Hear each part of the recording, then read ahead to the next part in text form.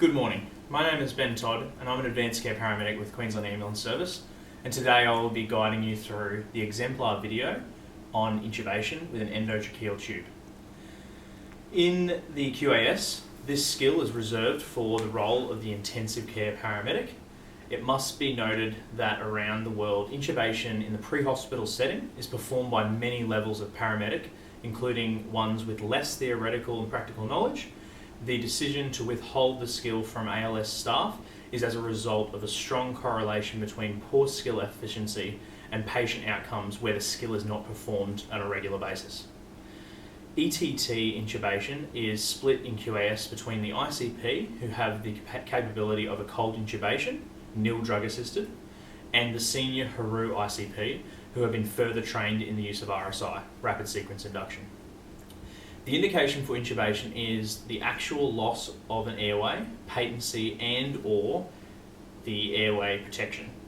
The lone contraindication is a conscious patient who is breathing.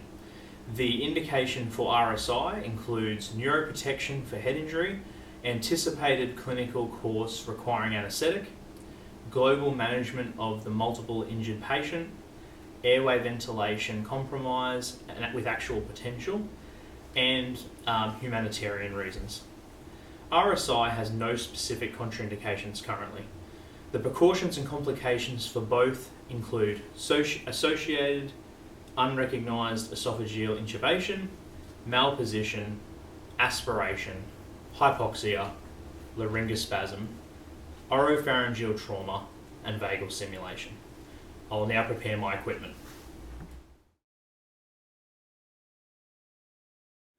In preparing the equipment, firstly, I have suction under the right shoulder of the patient and it is currently working.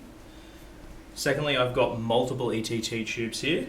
I've decided that a size 7 is going to be the right size for my patient. Generally, your airway assistant or yourself can test the cuff to make sure that there's no leaks. This is the Macintosh blade or laryngoscope. Check the light is working, check that it's structurally sound. I've also got a backup blade of a smaller size. This is the bougie, long blue introducer that also has a hole at the tip that not everyone knows you can actually feed oxygen through.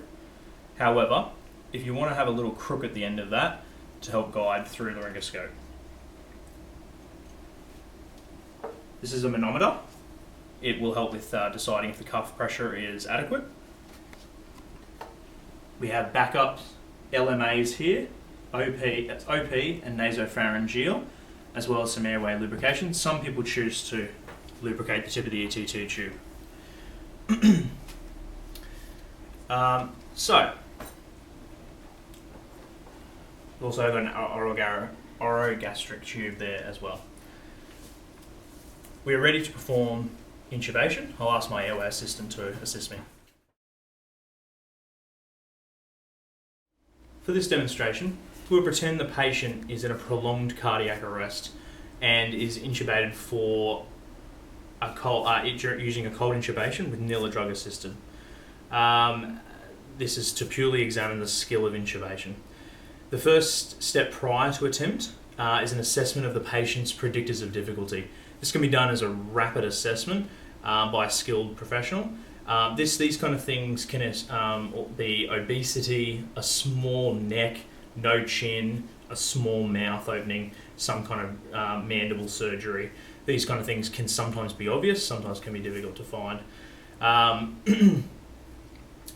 Then it's important to establish a verbal plan with everyone, discuss with your airway assistant the importance of the steps that we're going to take, as well as discussing the failed intubation procedure.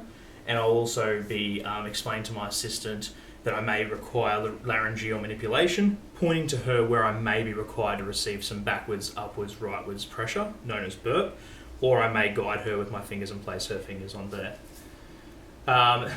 But probably the most important part of pre-intubation checks is the position. I get my assistant to give me a hand with the patient. We just raise here. That's it. Now this patient has no C-spine complications. He's in prolonged cardiac arrest. We've placed the towel underneath the patient's shoulders to assist with the sniffing position. This is creating a access by shifting the position, elevating the head and placing the oral, pharyngeal and laryngeal into an aligned straight axis. We now open the mouth to inspect the cavity, removing any loose dentures in the elderly. We're now ready for laryngoscopy. I'll ask my airway assistant to pass me the Macintosh blade. Thank you. Facing downwards, placing my 4 fingers at the front, my thumb at the back. Going to put some stability on the head, placing the blade into the right hand side of the mouth, sweeping the tongue to the left, and the blade is in the vallecula. I can see the cords. Maintaining my view, could I please have the bougie? The bougie's through the cords, could I please railroad? I have the tube. I have the bougie. Guiding the tube nicely, click, click, click, over the top of the rings. I'm between, the 2 black lines are between the cords. Could you please remove the bougie? Could we please inflate with 10 mils of air? Make sure that you do not pull back onto the teeth at any stage. 10 mils is in. I'm removing the blade. We are 20 at the lips. Getting excellent rise and fall. Now at this stage, to confirm placement of the tube, it is important that we get 6 continuous regular waveforms of ETCO2. Could we now, I'll take the bag, could we please use the cloth tie to secure the, I'm going to say, thank you. Just going to use a cloth tie to secure the airway.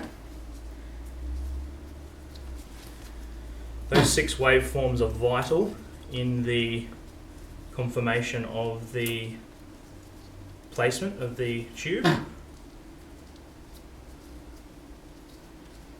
Once the tube is secure, still 20 at the lips, I'll take that. Could we please use the manometer to check the pressure in the manometer's in the green, excellent. And we'll pop a bite block in as well, please. Lovely.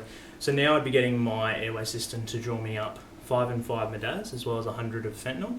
This would be used post the intubation for post sedation. Obviously in this case once ROSC is achieved. At any stage was there to be a fail in the intubation, we would begin the failed intubation algorithm. At that stage we would pre-oxygenate the patient again, attempt a second tube. If that was to fail, we would then drop down a box to the OP with a bag or an LMA. Was this to fail and we were to have a dire circumstance of a can't intubate, can't ventilate situation, the surgical airway is reserved for the HARU ICP only. Thank you very much for watching today's exemplar video.